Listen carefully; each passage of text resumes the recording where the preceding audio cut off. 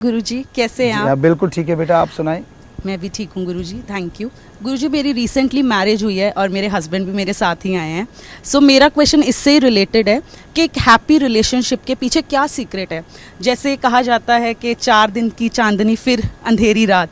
तो गुरुजी जैसे स्टार्टिंग में कपल बहुत लवी डवी होता है, फिर विद टाइम मैरिज से लोग बोर होने लगते हैं and this is the reason कि लोग कमिटमेंट से भागते हैं, मैरिज से भागते हैं। तो आपके अकॉर्डिंग क्या एक सीक्रेट है या एक टिप है एक हैप्पी रिलेशनशिप रहे थ्रू आउट द लाइफ और कपल में वैसा ही प्यार रहे? गुरुजी थैंक यू। हमें लगता है दोनों को एक दूसरे की बात पहले आराम से सुननी चाहिए, फिर कोई डिसीजन लेना चाहिए। कई बार क्या होता है, एक बोलता है, अभी वो समझा नहीं पाता, दूसरा बोलना शुरू कर देता है। तो कपल के लिए बेस्ट ये है कि पहले एक की सुनिए आप पूरी बात, फिर अपना पक्ष रखिए, फिर दोनों बैठ के विचार कीजिए बेस्ट कौन सा है। तो जो परिवार के लिए बेस्ट है, आप दोनों के लिए बेस्ट है, उसको चूज़ कर लें। ये एक समझौता भी है, क्योंकि इसको समझना पड़ेगा हमें। जल्दबाजी में कोई भी फैसला ना लें, दोनों एक दूसरे को समझें, विचार करें। और रही बात कि बोरिंग हो जाता है, तो उसके लिए ये ज़रूरी है कि आप नयापन लाएं। नएपन के लिए ज़रूरी है कि अपने अंदर का विल पावर जगा के आप आत्मबल से परिपूर्ण हो जाएं, और आत्मबल से ऐसे ऐसे आइडियाज़ आते रहेंगे। एक ही जैसे मान लीजिए आप दफ्तर जाते हैं और उसके बाद थोड़ा घूमें, अगले दिन थोड़ा योगा कर लें, उसके अगले दिन थोड़ा मेडिटेशन कर लें, यानी अपने लाइफ में चेंज। और जब चेंज आते रहते तो आदमी बोरिंग नहीं होता, कभी भी लाइफ बोरिंग नहीं होती। अदरवाइज लाइफ बोरिंग जरूर होती है।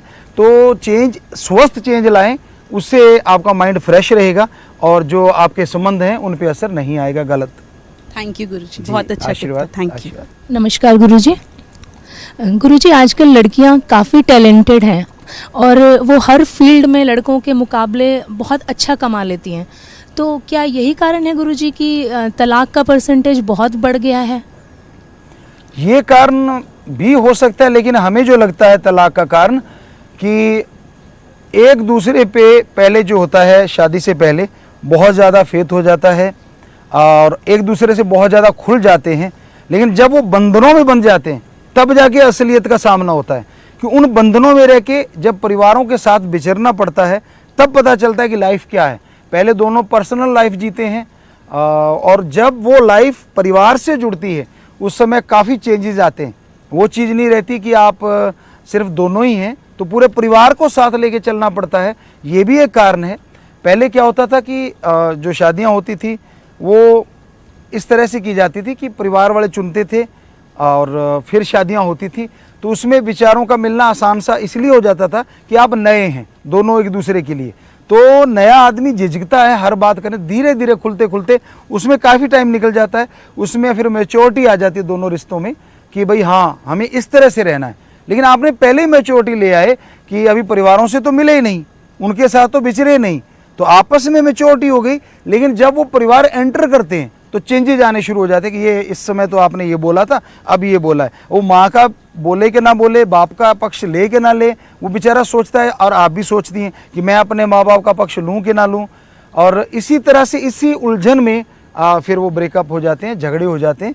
तो हमें लगता है ये भी एक कारण है कि पहले कुछ बातें और होती हैं और शादी होने के बाद जब पूरे संबंधों के साथ जीना पड़ता है तब चेंजेस आ जाते हैं। तो पहले से ये अंडरस्टैंड होना चाहिए, आपके अंदर एक समझ होनी चाहिए कि भाई ये होने वाला है, तो फिर हो सकता है कि ये चीज़ ना हो जो कि ज़्यादा हो रहा है, तलाक वगैरह